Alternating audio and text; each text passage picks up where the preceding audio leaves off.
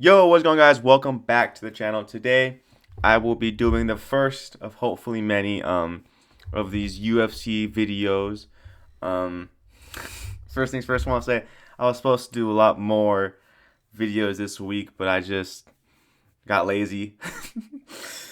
Basically, I got lazy, so yeah, I wasn't able to do the videos that I wanted to this week. But today I will be doing my predictions for this week's card, UFC 324, the first Paramount card in the UFC, and the first card for the UFC in 6 weeks. Um, Overall, this is a very good card. It could have been better, but I'm not going to complain after 6 weeks of not seeing any of this. All right, so we're going to start off with Adam Fugit versus Ty Miller. This is the first card. This is the first fight on the early prelim. Um, Adam Fugit is just someone to me that is UFC. He is a UFC fighter. He is capable of. He should be in the UFC. Um, but he's one of those like guys in the UFC that's like they're a can. They're there for someone to like beat them up and they get a name. And I think that's exactly what it's going to happen with this fight against Ty Miller. Ty Miller doesn't really finish a lot of his opponents, but in his contender series fight, he showed that he has really good kickboxing. He's got good cardio, and overall, just he kind of moved forward a little bit.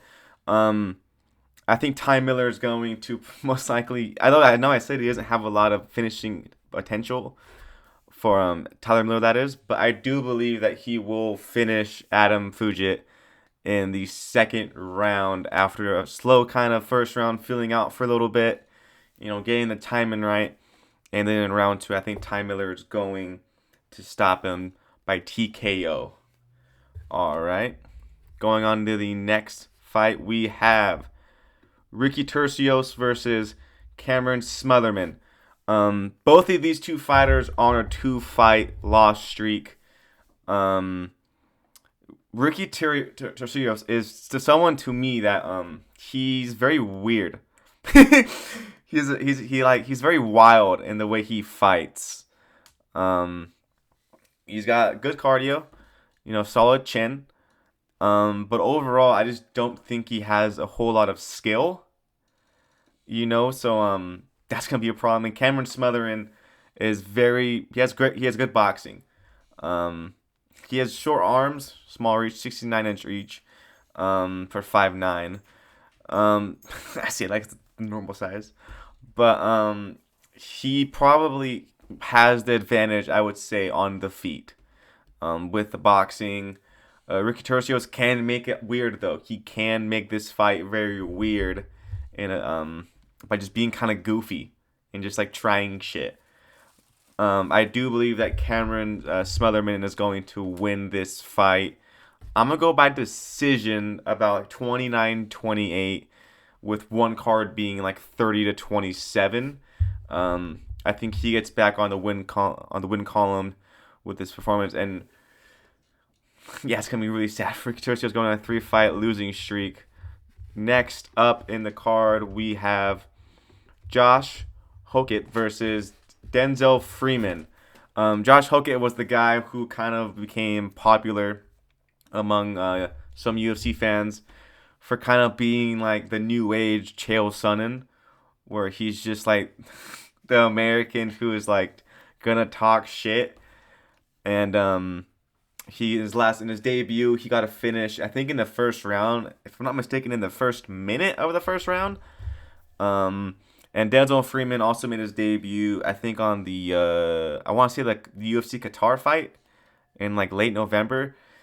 And Hoke just showed that he has fast hands for a heavyweight, which is not something you're very used to seeing out of a heavyweight, especially with how shit it is right now.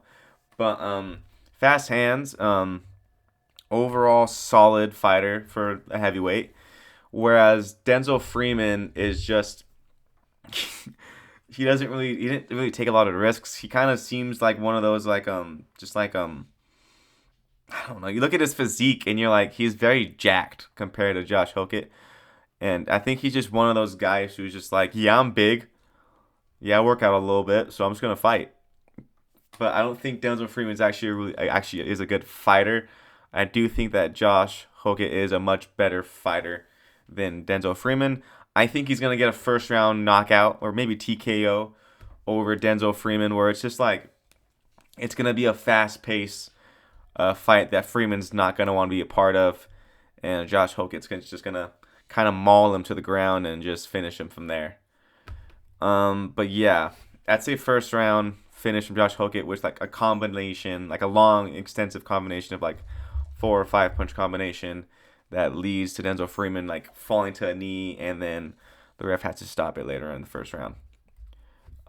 Next up, we have a pretty good fight actually. We have Michael Johnson versus Alexander Hernandez. Michael Johnson is on, I believe, a 3-fight win streak. His latest being against Daniel Zellhuber, which is a very good win. And then Alexander Hernandez, I think on a 4-fight win streak.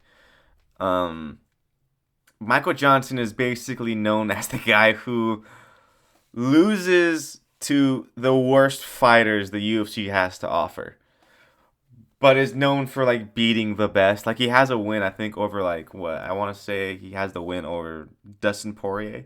Like he has great wins, but like his losses are just so bad.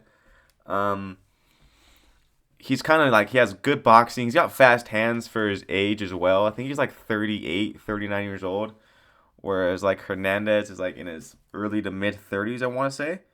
Um, Hernandez has started to look really good again. Much better as of late. He kind of like just he chinned Chase Hooper and made Chase Hooper kind of look somewhat easy out there. I'm going to be picking Alexander Hernandez to finish Michael Johnson in the third round. The same way that he did his last 2 opponents, was just that very sharp right cross. And I think it's going to rock Michael Johnson a little bit. And then he's going to be able to ground and pound him to the ground and in the ground and get the win from there. But obviously, you can't be surprised if Michael Johnson wins because he's just very hard to predict. Either he beats up someone that you're like, how the fuck did you win that fight? Or he's going to lose to like a layup. This is the fight where it's not a layup or like a fight that he should lose. This is a fight where I think it's going to be pretty even. I just do think that Alexander Hernandez is going to be able to find the shot to end Michael Johnson. All right, next up we have Alex Perez versus Charles Johnson. God damn it, what the fuck did I do? Shit. This seems pretty simple to me. I mean, Alex Perez just doesn't fight anymore. Like, I think he's had like maybe 4 fights since 2020. He's just so inactive. And Charles Johnson is kind of just became known as the guy who just like fucks up your favorite prospect.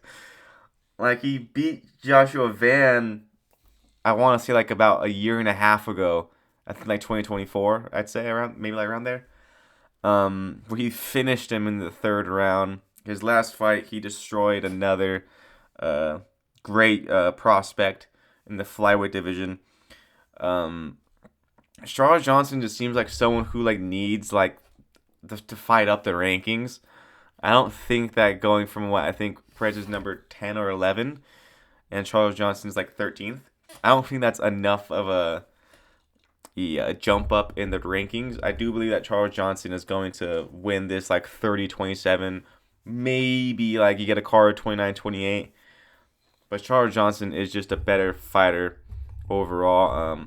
On the feet, I think he has a better chance of winning that fight than Alex Perez does. Perez is just so inactive that I can't really trust him anymore in a way. Whereas I know what Charles Johnson is going to give me, and he's shown that he's been able to beat these young prospects kind of like a crafty vet would, you know what I mean? So I do think that Charles Johnson will be winning this fight like 30-27, where it's just like he just outstrikes him each round. All right. Fuck. Starting with the now main prelims, starting off with Nikita Krylov versus Modestas Bukauskas, Mantis Bukauskas, who is Nikita Krylov, the 13th ranked light heavyweight, versus Modestas. And this is a hard fight because Nikita Krylov was always like, he had a somewhat close fight with Ankalaev a few years back. So and then like he had an injury, I believe. He comes back like last year, and I thought he was going to beat Dominic Reyes. He gets flattened out in like 3 minutes with a stiff right hand, I believe, from Dominic Reyes. And then he fights Bogdan Guskov, and he gets flattened out again. So, yeah, I think it was Guskov. I'm not too sure about that. I have to look at that after this fight, after this video, I guess. But yeah, he's been chinned his last 2 times. Modestas with his last fight, I think he finished Paul Craig, and Paul Craig retired after that. I'm going to go with Modestas. I think he will clip Krylov again, and I think Krylov is now on the downhill of his career, where like it looked like he was doing well, kind of like how Jamal Hill is, and like Alexander Rakic, where it's like now they're kind of just steeping down because the light heavyweight division is getting somewhat better. Obviously, it's not going to go back to the way it was like in 2010, all that stuff. But yeah, I just think that Modestas is a better fighter right now, and I think he'll be able to just clip him. I think he's going to be able to clip Krylov. Krylov jumps. The thing with Krylov is that he rushes in without throwing something, and that's like a problem. You saw in his last few fights where he just got simply just countered. It was a counter, and he was flattened out immediately after that. I think that's going to happen on a Saturday against Modestas, and I think that Krylov is going to be out of the rankings by next Tuesday.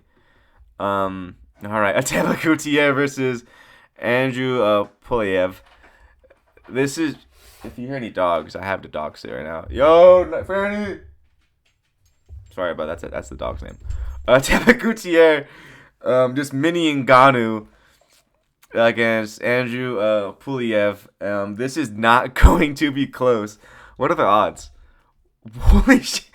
Minus 1,000 for Gutierrez. This is the thing with Gutierrez. I don't know how good he is. Like, fucking Joe Rogan's always like when that video with Gable Stevenson, it's also like Gable Stevenson, calm the fuck down. He's like, Ateba Gutierrez is like the best prospect. The problem is I don't know if he actually is, just because like he hasn't really fought really anyone that great. This is like I think his 4th UFC fight. This is gonna be another can. They're kind of going with that like Sean O'Malley thing, where it's like, we're gonna give you cans and you just like style on them, and then we'll give you the jump up when we're like, yeah, this guy's ready. And that's what they're doing with Ateba Gutierrez right now, where it's just like, yeah, he's fighting a can. He's gonna kill him. Ateba Gutierrez is just gonna finish this guy within like 2 minutes of the first round. Yeah, I don't think it's gonna be really that close. Yeah, obviously Gutierrez by first round finish. He's gonna flatten him out. He's going out cold. Poliev is in the first probably 2 minutes of the fight with like a hard right hand that Poliev just like has no clue what's gonna land. Yeah, Gutierrez just gonna fuck him up. They're just sending fucking like house cats to a fucking lion with this fight. It's not gonna be fair. But Poliev, I mean, fuck it. If he finds a way to win this fight, that'd be insane considering the payout plus 600. But yeah, Ateba Gutierrez is just gonna knock him the fuck out. All right, this is the featured prelim. This is the featured prelim of the first Paramount card. Number 2 ranked Umar Nurmagomedov versus the number 6 ranked Davison Figueiredo. Both of these guys coming off a win. Umar against Mario Bautista in a 29-28 kind of fight where he got rocked in round 2 with a hard knee to the dome. And Davison Figueiredo with just like a very boring decision on the Brazil card. I don't remember who it was against. But yeah, it was just like a kind of a boring Figueiredo fight. Umar, obviously, uh, the last name, he's under Magomedov. You can kind of expect the same style from an Magomedov. He does have very good kicking though. He can kick very well. He has a great kick. Holy shit, my dog just ripped ass. Holy shit, he just ripped my ass, dude.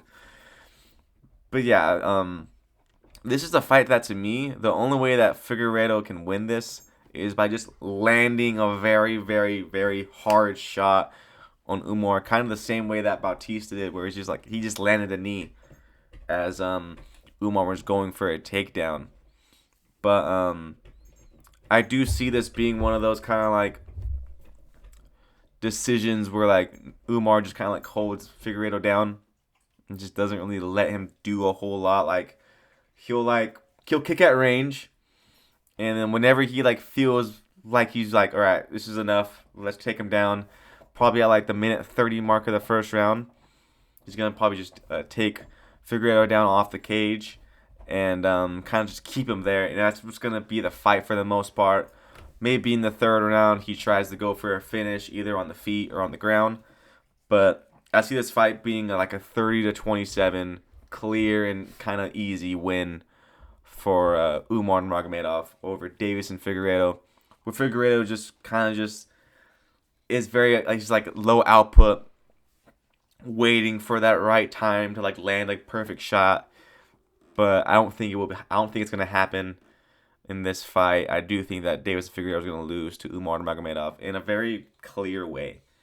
But yeah, now we are on to the main card, the first main card in the Paramount era. We're starting off with the number 6 ranked Arnold Allen versus the number 10 ranked Gene Silva.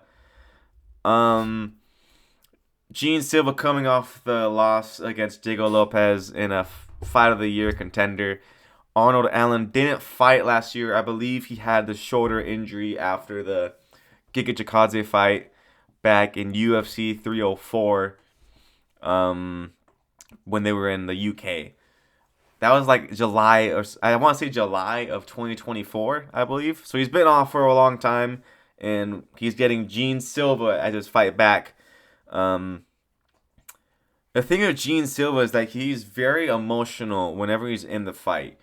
And at times he wants to make sure, he wants to get in his opponent's head to kind of be just like, hey, we're cool, dude. Yeah, we're cool, man. You know, he dabs him up a little bit, high five.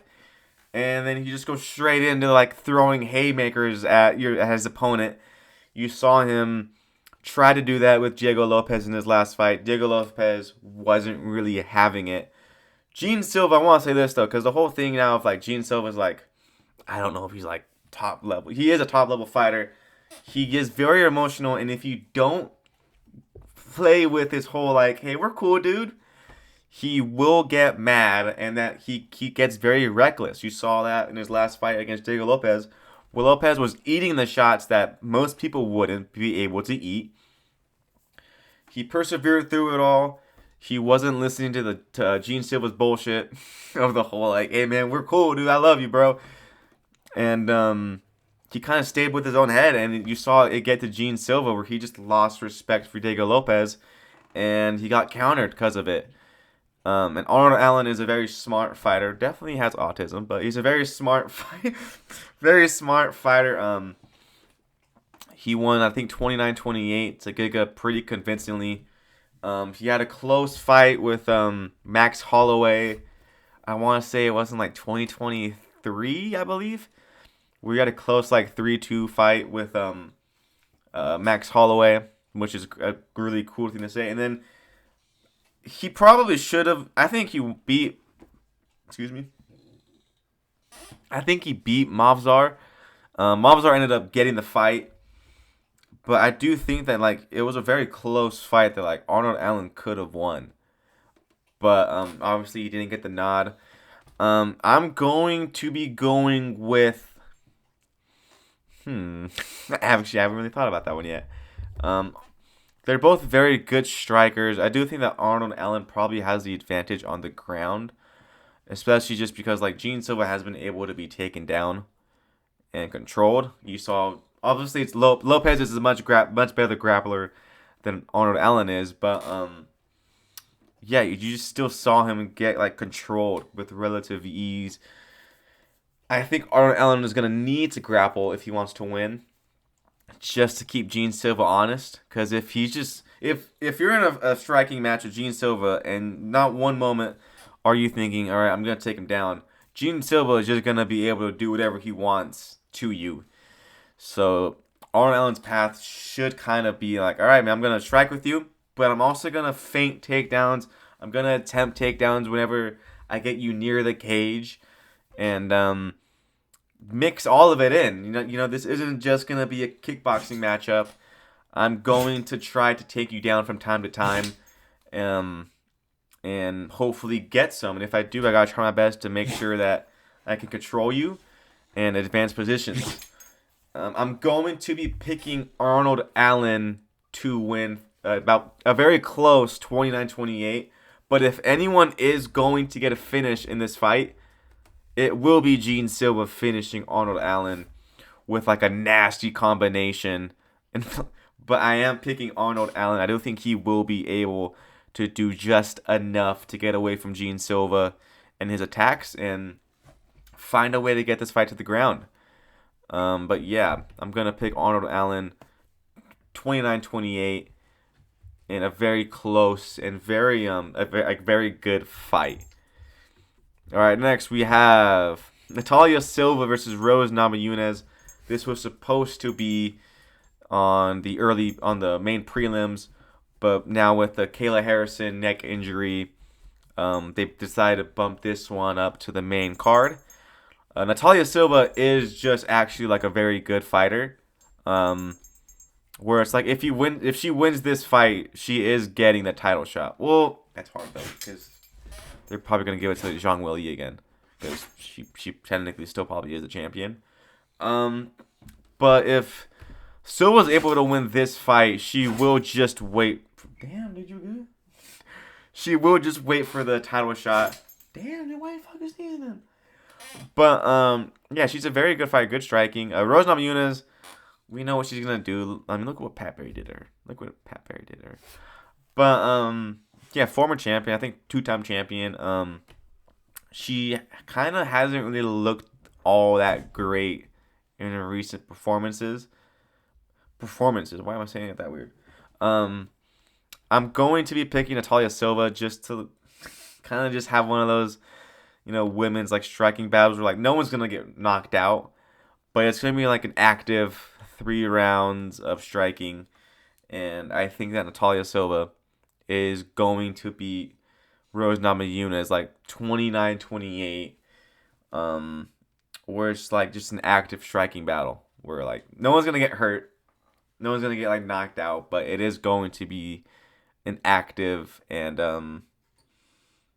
a good fight, a good fight for the most part, hopefully. But I'm picking Natalia Silva to win that. All right, the feature bout.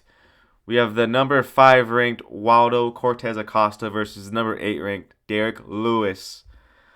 I know Dominican Waldo Cortez Acosta, who had a really great year last year.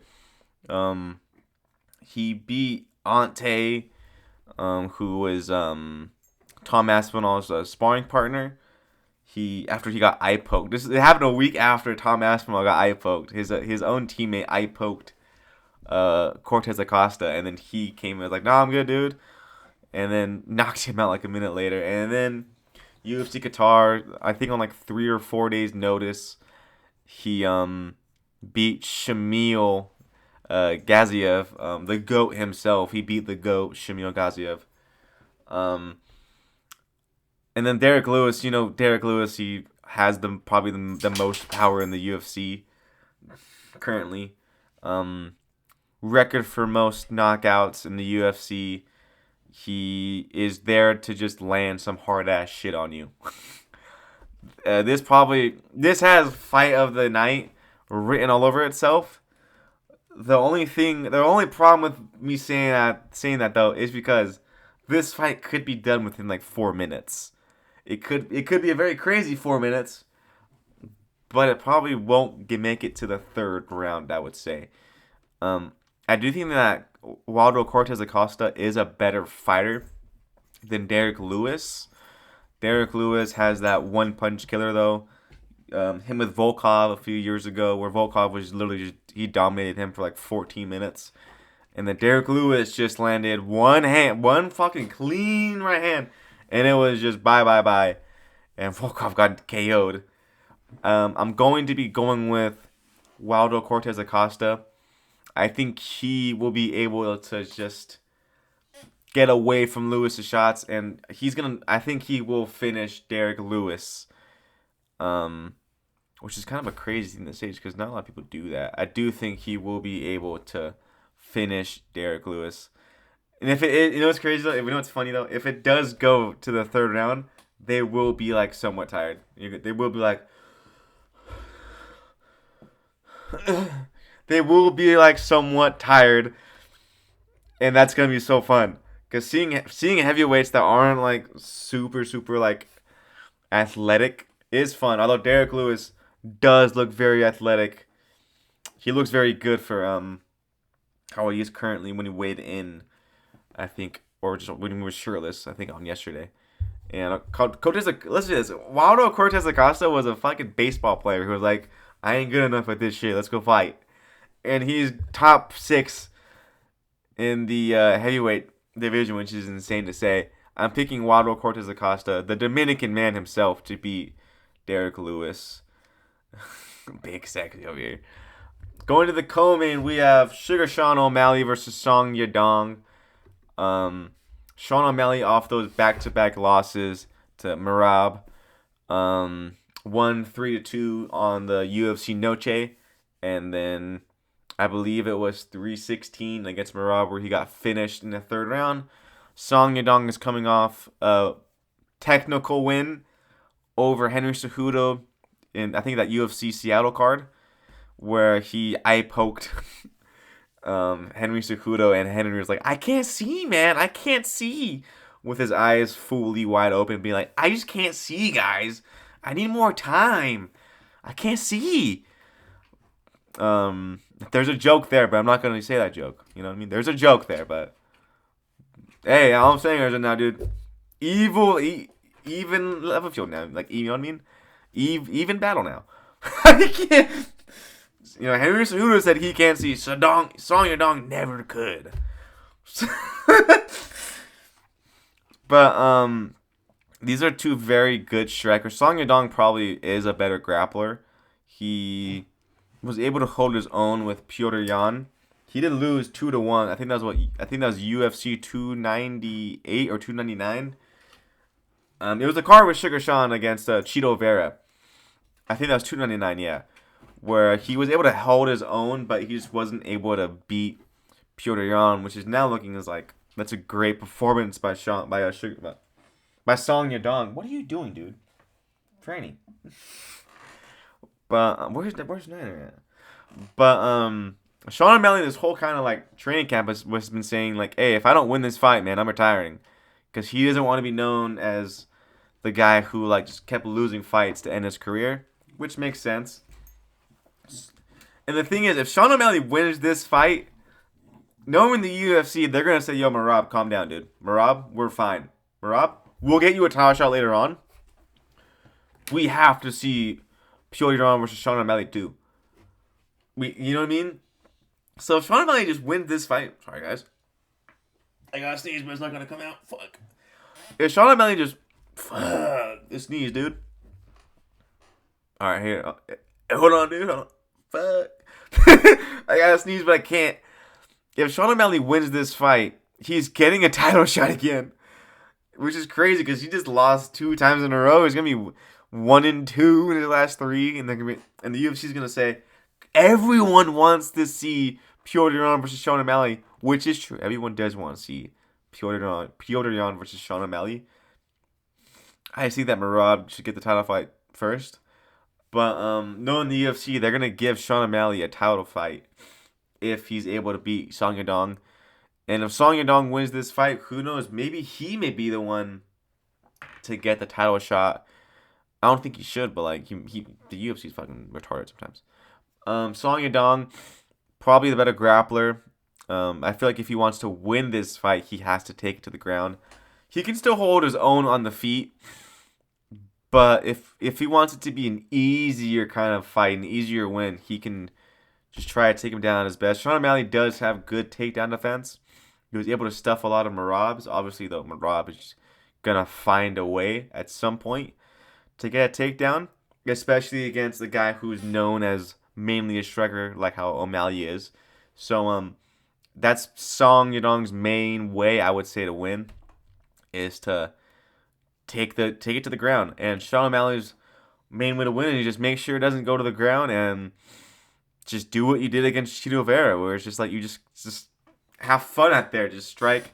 He's because O'Malley's one of the best strikers in the UFC. So if this fight stays on the feet, O'Malley will just piece up Song Yadong. I'm going to be picking Sean O'Malley to finish Song Yadong by TKO in the third round. I think it will be a close round one where like Song Yadong tries to go for takedown attempts, but O'Malley is able to stop it, and then O'Malley just starts to find his groove out there, and then in round two he figures it all out and just starts piecing up Song Yadong, and then in round three he's just gonna get that clear shot and just finish Yadong in the third round. He's gonna finish Yadong. He's been trying to say that this whole week. Sean O'Malley has, where it's like, I'm gonna finish Yadong just because the Yadong sounds like fucking, you know what I mean. I'm gonna say Sean O'Malley wins in the third round with a TKO finish. All right, now we have the main event. Fuck, dude. Shit. The main event to decide who is going to be the fifth best UFC lightweight, essentially. This is for the lightweight interim title. We have the number 4 ranked Justin Gaethje against the number 5 ranked Paddy Pimblett. Justin Gaethje coming off a win against Rafael Fiziev back in UFC 313. Since then, he's been saying, "Yeah, UFC, man, if I don't get a title shot, I'm retiring."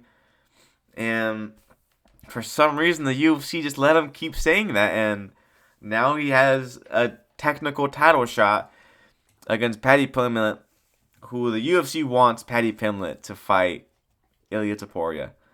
That's what they want.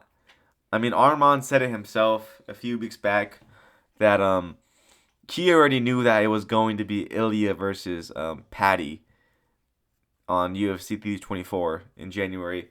And then with the whole Topuria situation with his wife, they said, Justin Gaethje, you want to step in and fight Paddy?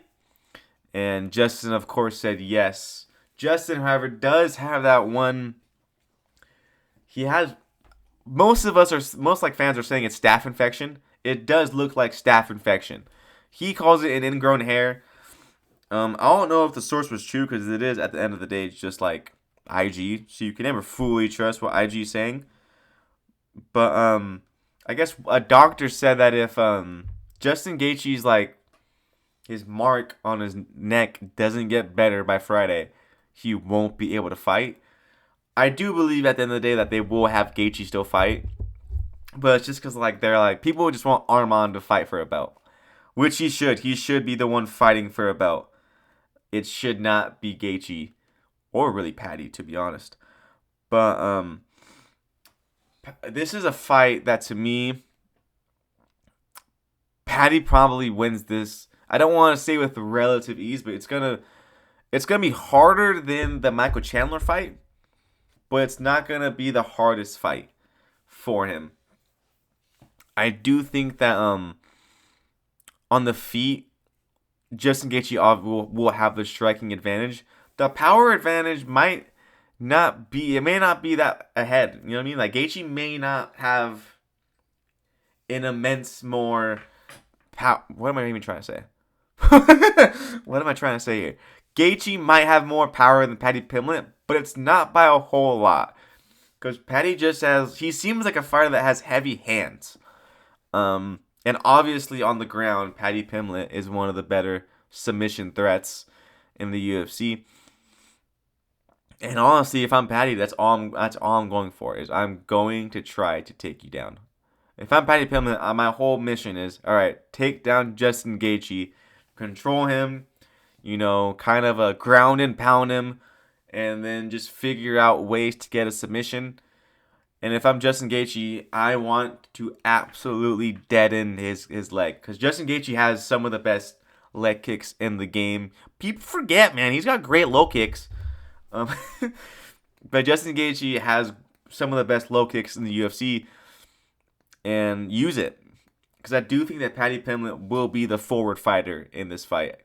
I do think that Gaethje will kind of let Paddy Pimblett walk forward, kind of the way that Charles Oliveira did against Gaethje, where like Paddy Pimblett's gonna walk forward. He's gonna walk Justin Gaethje down, and it's up to Justin Gaethje to find ways to kick him with his low kick him, or just find a clean shot. I don't think that Justin Gaethje will be able to do that. I think if I'm gonna go Paddy Pimblett by way of round 4 TKO ground and pound. I think that Paddy Pimblett is gonna TKO Justin Gaethje by way of ground and pound in this fight. I do think that Gaethje will be able to get out of submission attempts. The whole thing of like he has no great submission attempts, no great submission defense, is like no, he kind of does. The only people that really submitted him were Khabib Nurmagomedov, and then you had Charles Oliveira. So like those are like two of the best like submission threats ever in the UFC. So yeah, of course, like he got submitted by those guys. I do think he will be able to get away from submission attempts, but I don't think he will be able to get away from Paddy on the ground.